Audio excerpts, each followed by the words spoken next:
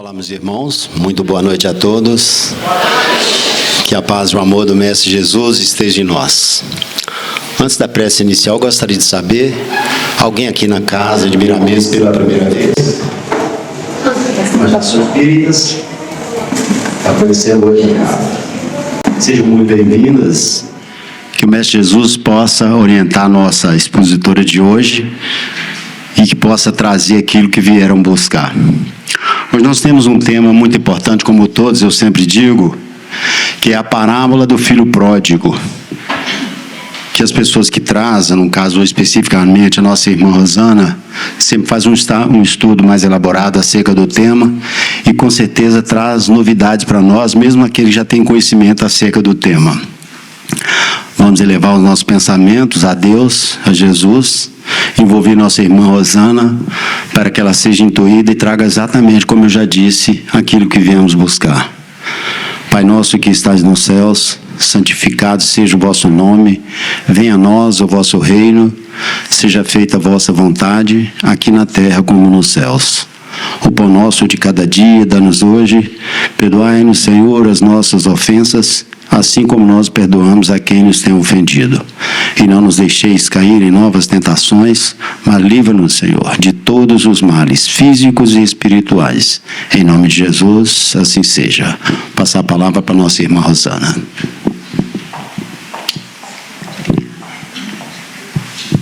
Boa noite.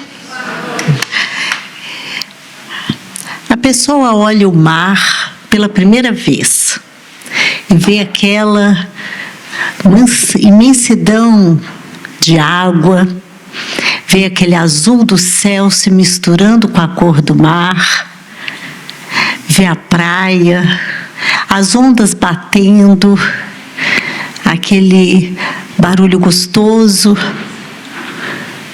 Ela examina aquilo tudo e fala: meu Deus, que imensidão que é essa?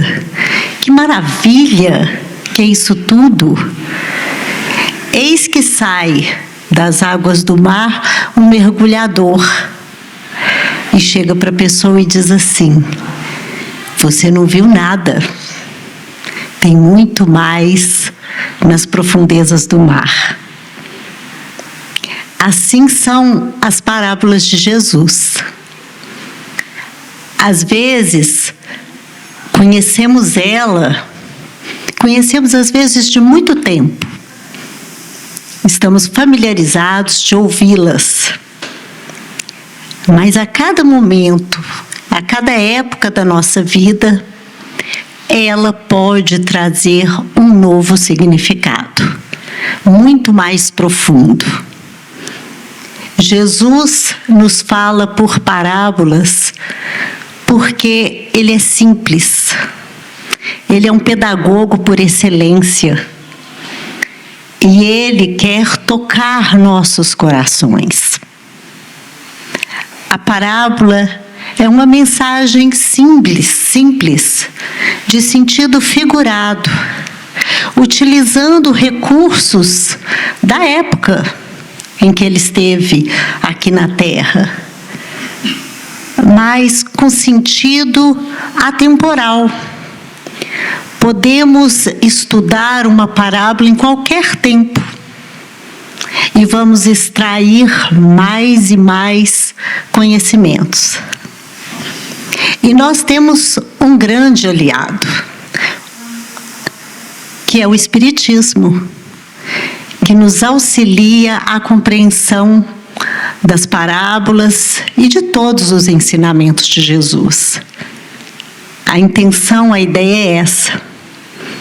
Então, nesse momento, com muita gratidão pela oportunidade, por a existência de uma casa acolhedora, para essa tarefa que fazemos juntos aqui, em conjunto, agradecidos a Deus, a Jesus, nosso guia e modelo, a Kardec e todos os seus auxiliares que trouxeram essa doutrina maravilhosa que quem está adentrando aqui pela primeira vez e conhecendo talvez pela primeira vez, vai começar a sentir, e todos mais, iremos sempre sentir quanta conexão que tem os ensinamentos de Jesus e a doutrina espírita. Ela nos auxilia na compreensão. Kardec é a chave e Jesus a porta. Assim a gente entende perfeitamente que, às vezes, com essa senha do Espiritismo, a compreensão dos ensinamentos de Jesus se torna muito mais visível, muito mais clara, né? Agradecemos todos que se debruçaram na compreensão das parábolas, como essa de hoje, e que nos auxilia aqui no estudo, como o universo maravilhoso das parábolas de Eliana Alves Batista, muito bonito e muito profundo, e também parábolas terapêuticas de Alírio de Cerqueira Filho. Muitas páginas, ele se dedica às maiores páginas do livro a essa parábola. É uma parábola grandinha, né? E que, embora em geral conhecemos, eu vou ler para que a compreensão vá se fazendo. A leitura dela vai ser como esse mar, né? Esse mar que a gente vê primeiro assim e já fica extasiado só de vê-lo. E depois nós vamos tentar humildemente fazer um mergulho mais profundo, né? E adentrar mais profundamente nos ensinamentos de Jesus, dentro da nossa condição e com o auxílio de todos. Vamos lá.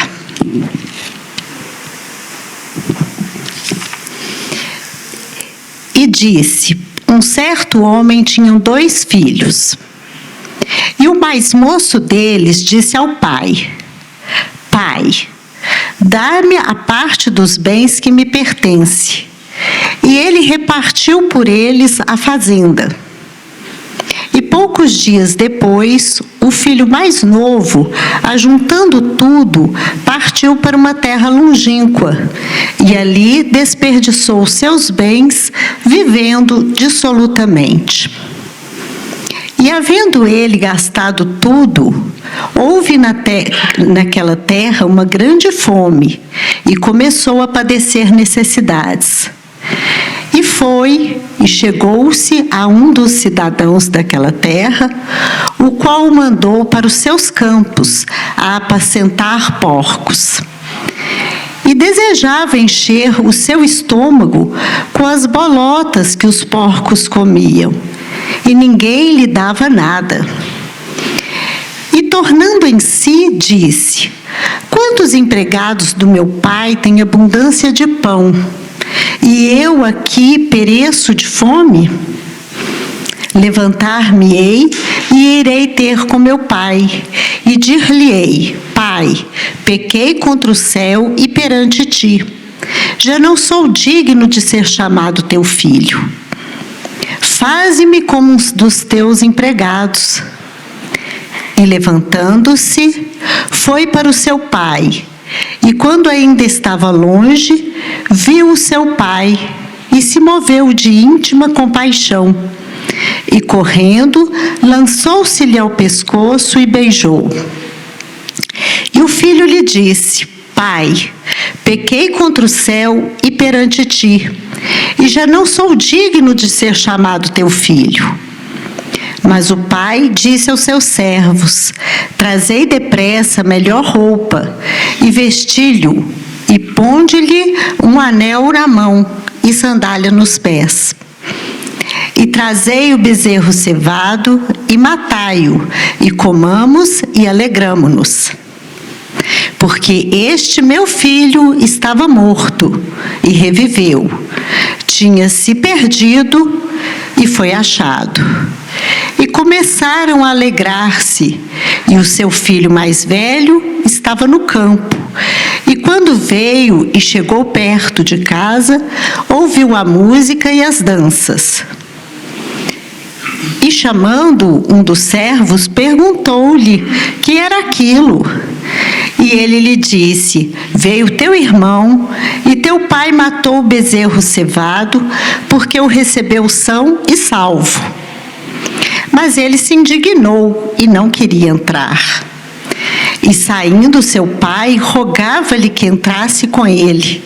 Mas, respondendo, disse ao pai: eis que te sirvo há tantos anos, sem nunca transgredir o teu mandamento, e nunca me deste um cabrito para alegrar-me com os meus amigos.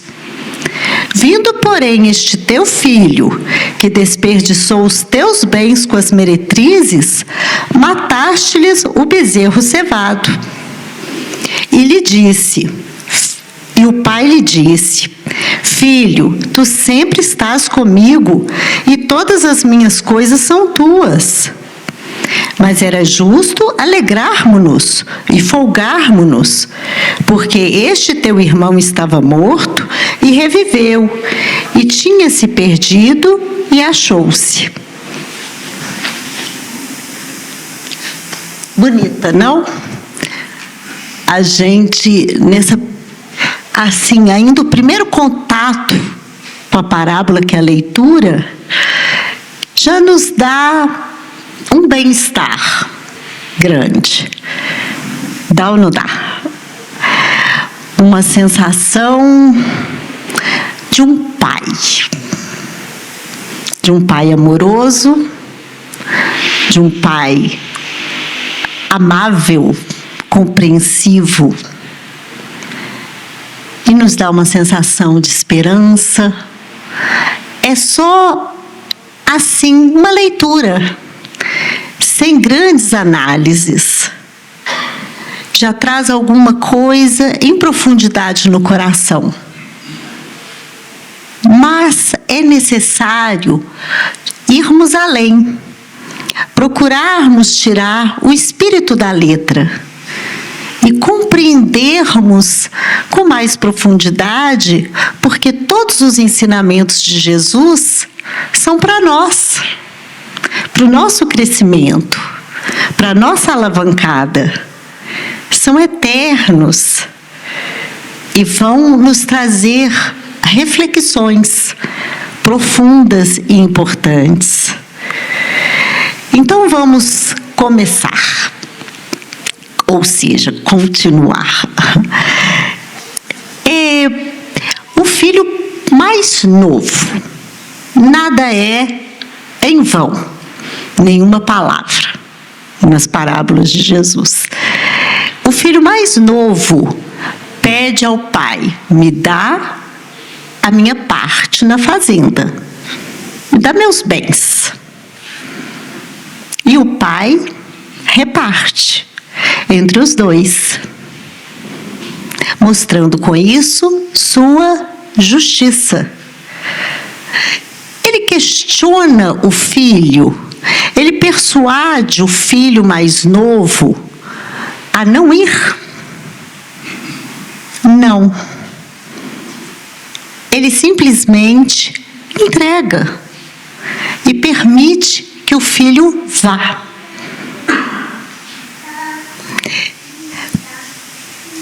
Por que o pai não tira o filho dessa ideia? Porque no fim a gente vê que ele nem sabe o que aconteceu ainda, mas já diz que o filho estava morto e reviveu. Então ele, de antemão, já tinha ideia que não seria um bom negócio essa saída do filho. Mas ele assim permite e divide esses bens. Porque esse homem, nós entendemos que é Deus. E Deus, assim, nos permite. Ele nos dá o livre-arbítrio. Porque que adiantaria mantê-lo ali se ele não estava ali verdadeiramente com o Pai? Que proveito tem? Ou que vantagem teria disso? Muitas vezes precisamos da experiência. E foi aí que o filho foi. Dinheirinho no bolso, feliz da vida. Foi ou não foi? Alegre. Ele não foi para a infelicidade. Na sua mente, era um caminho de alegria e prazeres, de felicidade, dentro dos seus conceitos. Assim ele foi. Se pegasse ele no início, ele diria que estava maravilhoso, que foi tudo bem, do jeito que ele queria. Mas ele foi, ele continuou indo, ele gastou o dinheiro, ele avançou, ele gastou mais, do jeito que ele bem entendeu, sem avaliações responsáveis. Do jeito que ele tinha em mente, que seria aproveitar. E aproveitou. Aproveitou. E foi para terras longínquas. Mas, num dado momento, começou a passar necessidades. Parece que os recursos acabaram. Não tinha mais. Se viu em situação difícil, delicada, sem condições. E então, ele precisava fazer alguma coisa. E ele foi apacentar porcos. Uma tarefa considerada muito subalterna. Mas ali, mesmo assim, ele não conseguia comer nem a comida dos porcos. Não tinha para ele. Era uma terra ingrata. Conforme ele. Bem em sintonia com ele mesmo. Porque afinal era um filho ingrato. Ele não perguntou para o pai se o pai precisava dele. Ele não avaliou as condições do lugar. Se o irmão queria ajuda, ele reclamou aquele bem que de fato nem era dele. Um bem é uma herança, é depois que morre. Ele reclamou como se ele tivesse direito àquilo com o pai ainda em vida. E ele encontrou, então, lá na frente, essa terra ingrata, difícil. E é nesse momento que ele lembra da casa paterna. É nesse grau de dificuldade que ele lembra da casa paterna e que ele sente verdadeiramente saudade. E que ele começa a entrar em sintonia com o pai. Como que meu pai age? Como que é lá? É totalmente diferente. Como que meu pai trata os trabalhadores? Eu sou o filho. Mas agora eu acho que eu não mereço nem ser tratado como filho. Nesse momento, ele cai em si. Quanto tempo isso leva? Quanto tempo isso levou para essa compreensão?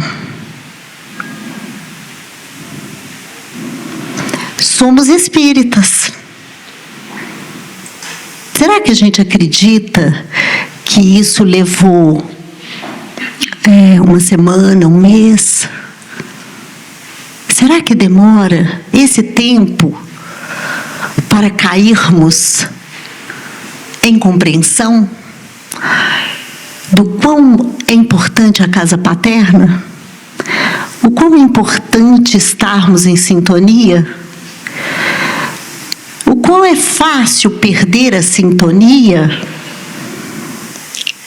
e buscar situações completamente distanciados do divino que existe em nós? Quanto tempo leva para a gente compreender? Uma encarnação? 2, 3, quantas precisarem? A nossa trajetória é nossa, mas o Pai continua lá. O Pai continua em sintonia. O Pai continua conosco. Ele continuava com o Filho. E o Filho, então, pensa: nossa, na casa do meu pai é diferente.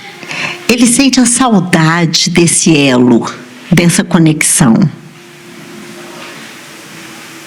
Então ele busca, ele cai em si e busca fazer o caminho de volta. Ele sente arrependimento. Segundo Emmanuel, o arrependimento é a suavização da expiação.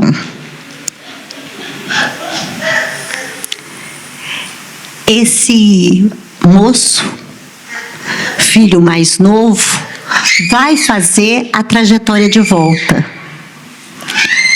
Mas ele vai fazer, ele pretende, ele se esforça para entrar nessa atmosfera do arrependimento. Ele busca intimamente a sintonia com o Pai e ele se levanta numa atitude de reerguimento. Para que isso ocorra, talvez ele tenha passado primeiro pela autocompaixão. Não é verdade? Como que eu posso estar passando por isso? Eu não mereço isso. Por que isso tudo está acontecendo comigo? Não é verdade? Da autocompaixão, da sensação de injustiça. O caminho é longo. Muitas vezes somos rebeldes,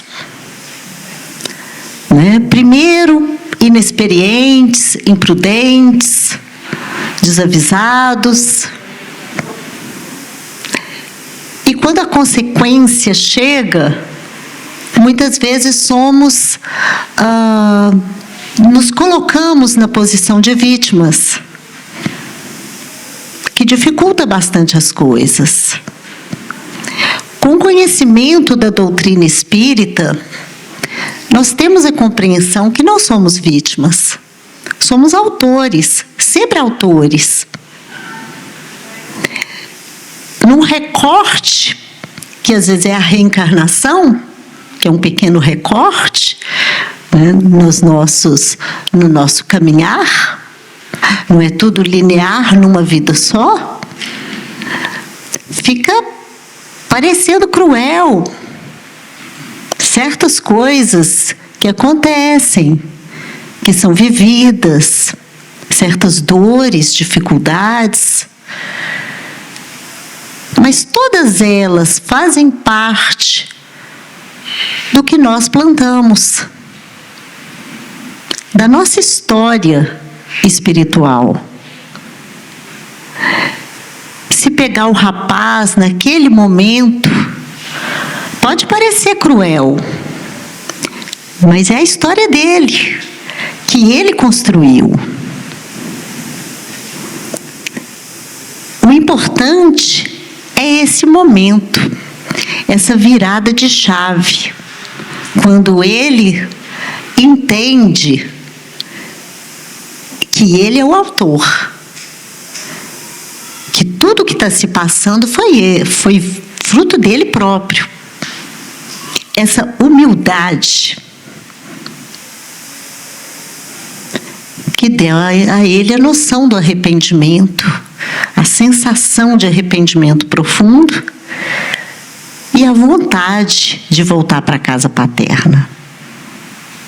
E ele agora, então, vai fazer o caminho de volta. Como é que é esse caminho de volta? Com fome, doente, cansado, difícil, bem difícil, né? A ida foi, até perder tudo. E a volta, bem cansado, bem doente. Mas, qual que é melhor? A ida ou a volta? Estão caladinhos, né? O que é melhor? Uma ida cheia de alegrias. As alegrias pautadas na ilusão, no perecível. E uma volta sofrida, mas é uma volta para conexão, é uma volta para sintonia com o Pai, é uma volta com objetivo, é uma volta com sabendo para onde vai. Faz sentido as mensagens de Jesus quando nos diz as bem-aventuranças. Bem-aventurados que choram, porque serão consolados. É disso, é dessa dor que Jesus está nos falando. Não é do choro da revolta, não é do choro da cobrança. É desse choro de quem compreendeu, está sofrendo, mas está entendendo, está firme, está perseverante. O caminho de volta dele é um caminho de perseverança, de fé, de confiança nele próprio e no Pai. É sentido, é significado, é vida. Ele está fazendo a trajetória de volta com a força da confiança. Então, intimamente, é alegria, é paz. E quando ele aproxima de casa, quando o Pai o vê, o Pai vai ao seu encontro. Um símbolo de que o Pai não espera. O Pai o acolhe, o abraça e festeja. Ele não toma satisfações. Ele não faz cobranças. Ele não põe condições. Ele só acolhe. Ele só recebe. Ele só doa. Traz o filho para dentro de casa e comemora.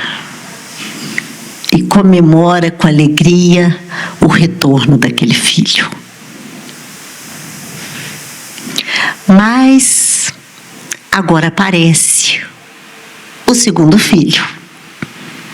O segundo filho ficou. Não questionou, não reclamou, ficou na companhia do pai. Estava com o pai? trabalhava para o pai. E quando viu aquele movimento, viu que ali na casa tinha uma festa, ele se alegrou. Não. Ele estranhou. Não quis entrar. Era a casa dele. Era a casa do pai. Não entrou para saber. Chamou um servo e perguntou: o que está acontecendo? É seu irmão que voltou. E seu pai está dando uma festa para ele. Mas meu pai? O que aconteceu agora com esse filho, com esse irmão mais velho? Ele se indignou. Agora ele foi abalado. O irmão mais novo o abalou. Aquele comportamento do pai, aquela alegria, aquele festejo, o incomodou profundamente. Profundamente. E ele não conseguiu entrar. O pai, amoroso, mesmo estando em festa com o filho, conhecedor do temperamento do outro, em profundidade, com certeza, foi ao seu encontro. Filho, vem comemorar conosco. E o que o filho faz? Tira a máscara. Tira a máscara de obediência e se mostra: pai, você nunca matou um bezerro para mim. Agora vem esse seu filho. Olha que ele não fala meu irmão. Seu filho. E você festeja com ele. Que gastou tudo com meretrizes, esbanjando. E você festeja com ele. Então, pai, mas filho, tudo que é meu é seu. E eu achei por bem comemorar, devemos comemorar. Seu irmão estava morto, seu irmão estava morto e reviveu. Tinha se perdido e se achou. Cabe muita reflexão, não cabe? Muita reflexão. Né? A lei de causa e efeito, né, se processando. Quando ali o filho passa necessidade, são as necessidades naturais de quem esbanja. Emmanuel fala no Pão Nosso que ali tem dois filhos ingratos. Porque o primeiro é esbanjador e o segundo é avarento. Esbanjador dos recursos, simbolizado pelo dinheiro, pela fazenda, mas são os recursos. Fazendo um mergulho mais profundo na compreensão dessa parábola, vamos, e com a ajuda, né,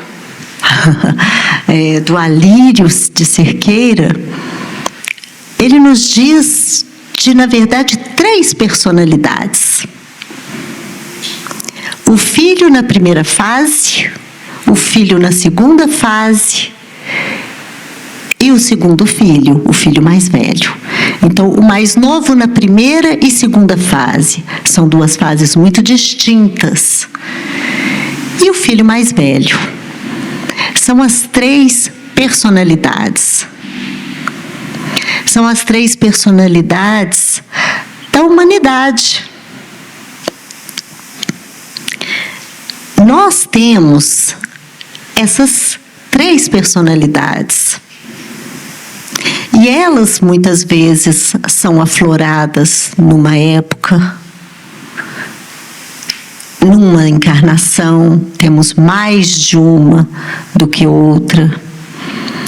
Em outra, predomina outra personalidade.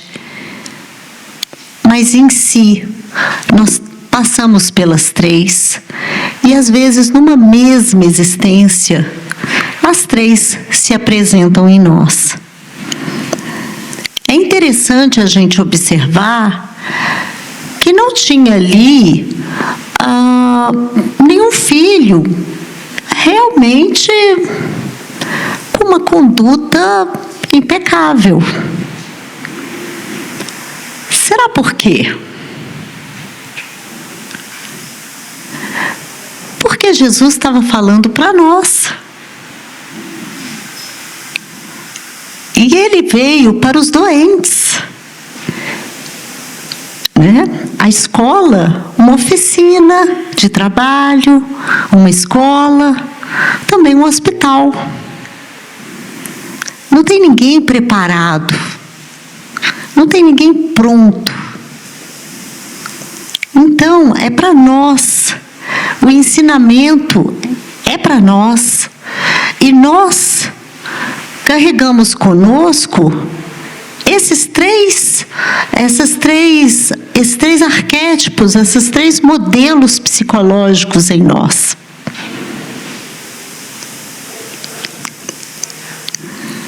Quantas vezes estamos vivendo já nessa condição, no mundo de provas e expiação, com vistas à regeneração, caminhando para a regeneração? Compreendemos bem isso? Mundo de provas e expiação para a regeneração?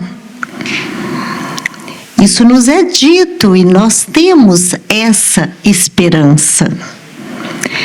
A doutrina espírita, ela nos conforta, esclarecendo, nos dando a visão de futuro, de norte. Não estamos à deriva, nessa nau complicadíssima, cheia de atropelos, muitas vezes numa atmosfera de muita provação, de desequilíbrio, de desajuste. Vivemos isso nesses últimos tempos, sentimos o peso dos dias difíceis. Mas às vezes ainda, como um filho mais novo, ainda nos comportamos com muita distância da casa do Pai.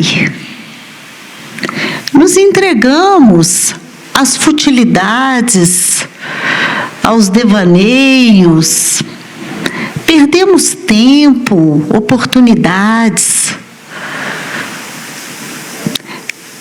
Nos entregamos a alegrias tão fugazes, tão desprovidas de significado.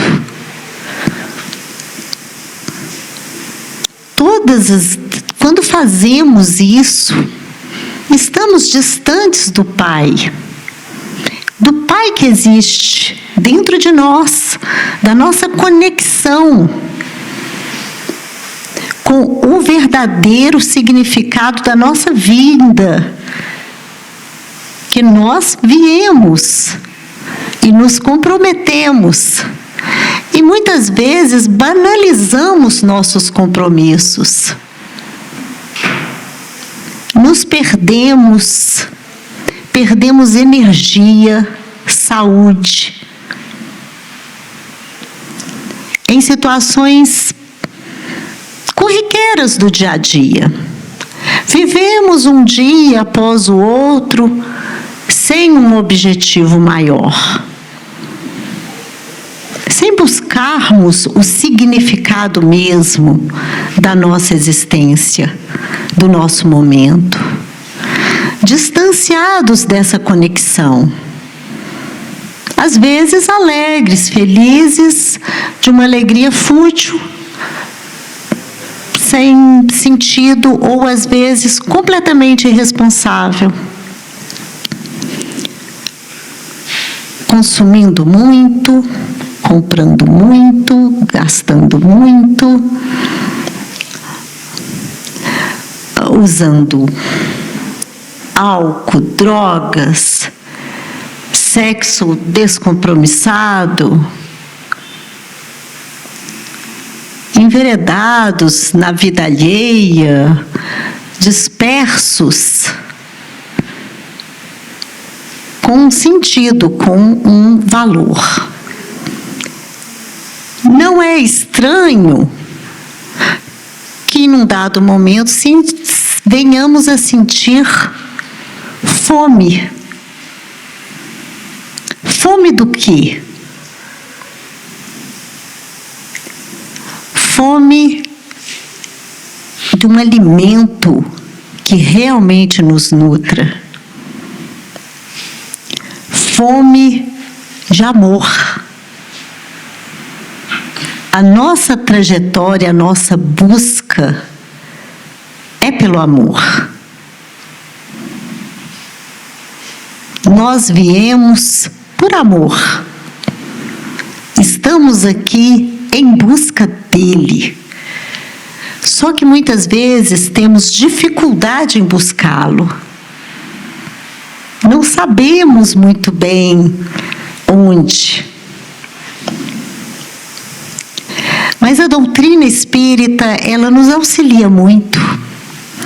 Ela nos auxilia na compreensão de Jesus. O entendimento da reencarnação, o objetivo da nossa existência aqui hoje, no nosso processo evolutivo, na nossa construção de um amanhã,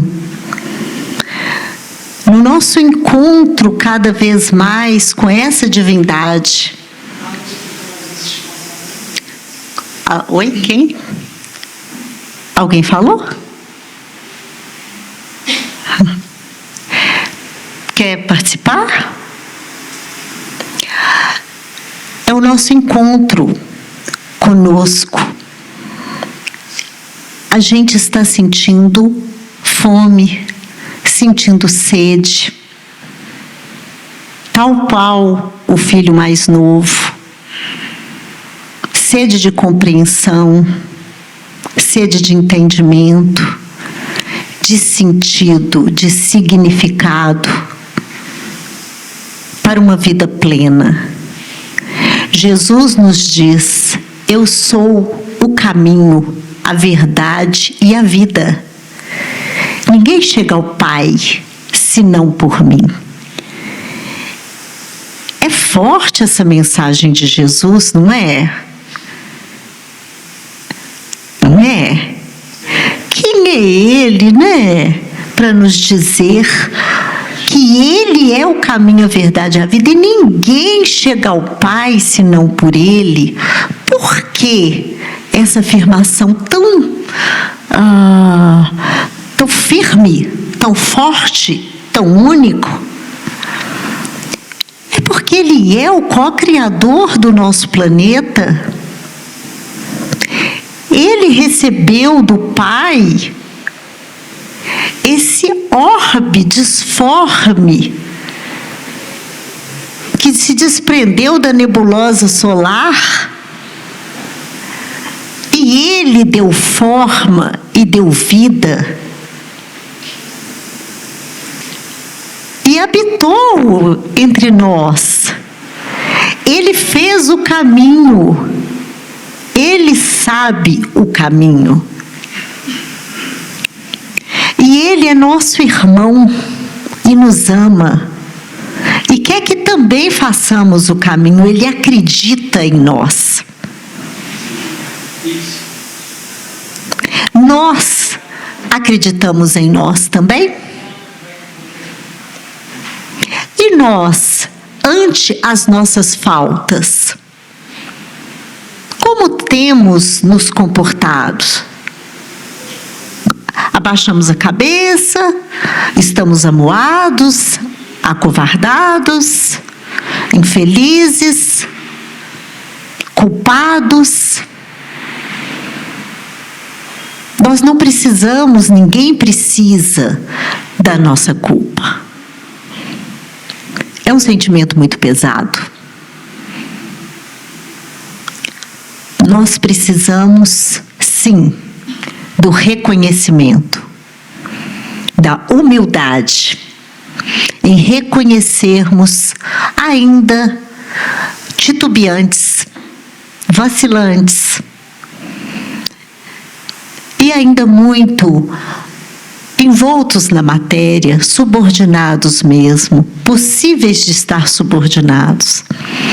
Precisamos reconhecer, precisamos nos levantar.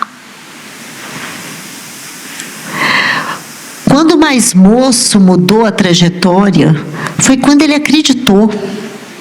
Ele não fez isso sozinho. Teve muitas mãos, com certeza, ocultas ou visíveis e visíveis. Nós também temos muitas mãos para nos auxiliar na nossa trajetória e nas nossas dificuldades. Não estamos sós. Nós temos a bênção de uma casa aberta para falar conosco nos nossos corações. Temos livros edificantes. Temos acessos diversos para nos sentirmos amparados. Amparados à mudança. Para sentirmos confiança. E para nos dar o auto-perdão que precisamos. Se a nossa trajetória não foi a mais feliz até o momento, isso vai mudar. Porque Deus é amor e nenhuma ovelha do seu rebanho ficará perdida. Só que essa mudança nós é que vamos fazer. Esse encontro com o Pai, ele é nosso, para que o mérito também seja nosso, para que a gente saiba que a gente é capaz. Então precisamos nos levantar e seguir firmes, conscientes, desejosos de uma vida plena, de uma vida com compromissos verdadeiros, bem cumpridos. Precisamos sentir confiança em nós e no Pai, termos fé, fazermos a nossa reconexão com Deus. Talvez tenhamos perdido em algum tempo, em algum lugar. E se já encontramos, se já estamos nesse processo mais feliz, que é do filho voltando para casa, que façamos com alegria, ainda que vivenciando situações difíceis, mas que façamos com alegria, que façamos de boa vontade, sempre, buscando também auxiliar quem mais está no caminho. Porque a compaixão faz parte também. E o tempo. Vamos lá. Falamos do filho na primeira situação. Meditamos sobre ele na segunda, na necessidade do reerguimento, da fé, da confiança, da busca de ajuda, da busca das fontes verdadeiras, da água que nos mata a sede, e não nas fugas e nas ilusões. E agora, o filho mais velho. O filho mais velho é na passagem o mais complicado. Porque se o filho mais novo na sua primeira fase vive o desamor, o mais velho vive o pseudo-amor, a máscara. Ele está no entorno da casa do pai. Ele não se distancia, mas ele não entra. Predomina nele o orgulho.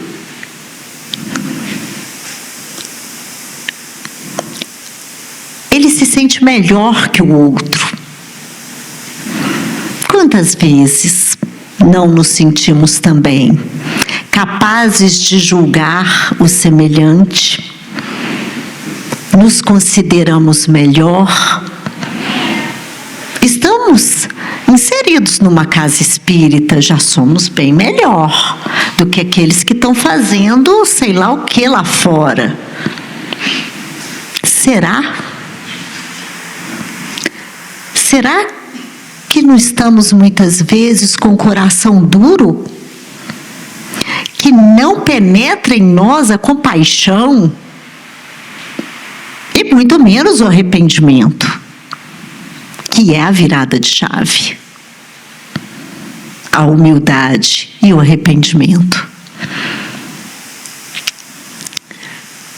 Então, Emmanuel fala que a situação desse é complicada. Porque ainda não entendeu o quanto ele está desconectado. Essa pseudo-conexão, essa obediência, ela é um comodismo. Não passa pelo coração. Mas ele precisa se decidir. Olha como é interessante a vida em conjunto. Só o irmão mesmo para tirar ele da zona de conforto que ele estava. Se o irmão não voltasse, ali ele ficava, estava tudo bem. Mas o irmão voltou e ele sentiu dor. Mas não foi a dor que o outro sentiu do arrependimento, não foi esse sofrimento da volta igual ao outro. É a dor da revolta, é a dor do orgulho ferido. Não temos sentido essa dor? Se temos, precisamos nos avaliar. A que ponto os ensinamentos têm realmente feito mudança em nós? A que ponto estamos realmente abertos nas tarefas que executamos, naquilo que julgamos ser caridade? Porque não há caridade sem compaixão. Emmanuel nos diz a doação. E a doação é sempre muito bem-vinda. Quem recebe vai usufruir. Mas, infeliz do que doa, que não passou pela compaixão. Porque vai precisar desenvolver esse sentimento. A compaixão é o duto que liga os corações, um coração a outro. É a mangueirinha ligando o coração. quando há compaixão, tem esse canal ligando. Pode até não haver caridade. Às vezes a gente fica só na compaixão, né? Escuta, sente aquele aperto no coração de verdade sobre o outro, mas passamos adiante. Agora, a caridade acontece a partir da compaixão. A compaixão é o duto aonde passa a água viva da caridade. Quando sentimos compaixão e nos colocamos prontos à ajuda, aí sim há a caridade verdadeira. E ele não estava pronto para a compaixão e para a caridade, porque exercia uma conexão com o Pai superficial, de obediência, de alguém um pouco mais vivido, que sabe que vale mais a pena ficar no entorno da casa do Pai. Então, agora, encerrando, eu desejo para todos nós muitas reflexões sobre os ensinamentos de Jesus e que essas reflexões possam alavancar mais e mais o nosso anseio de uma vida mais conectada, mais em sintonia, em harmonia com o Pai que existe dentro de nós. Obrigada a todos. Boa noite a todos. Vamos lá. Boa noite a todos. Agora sim já começou a melhorar. Melhor de 3, 1, 2 e... Boa noite a todos. Ótimo. Que coisa boa, energia boa, saudável, salutar, se compartilhar, desejar uma coisa boa para as outras pessoas. Meus queridos, nós temos uns recadinhos rápidos aqui, referente aos nossos estudos, né? Porque não dá para a gente se aproximar do Pai sem estudar um pouquinho, aprender um pouco mais, né? Nos esclarecer e principalmente nos libertar desses grilhões da ignorância que tanto nos prejudicam. Nós temos o estudo da Introdução ao Espiritismo, que ocorre às quartas-feiras, de 19h45 às 21h. Nós também temos o estudo do Evangelho Rede Vivo, que ocorre aos domingos, de 8h45 às 10h15 da manhã. Também nós temos na sexta-feira o estudo do Evangelho, o Livro dos Espíritos e uma obra de André Luiz. Sintam-se convidados a participar desses estudos. Bom, vamos encerrando a nossa noite de estudos. Eu gostaria de convidar você a nos acompanhar numa prece, em agradecimento a essa oportunidade maravilhosa que aqui recebemos, desse lenitivo maravilhoso, Jesus, que é o consolo na forma do esclarecimento, que possamos, ó Divino Mestre, nos tornar seres melhores, mais conscientes e responsáveis para com os nossos atos e principalmente da nossa postura para com a vida. Jesus nos abençoe mais essa semana e nos ilumine sempre os caminhos, confortando sempre nos momentos de provação, no momento de dor e em alguns casos do desespero. Jesus fica conosco a nos fortalecer, nos guiar, nos iluminar, e que assim seja, Divino Mestre, que assim seja. Meus caros, aqueles que desejarem tomar um passe, por favor, formem uma fila à direita. A gente só pede a caridade do silêncio para não atrapalhar o passe lá dentro. Obrigado.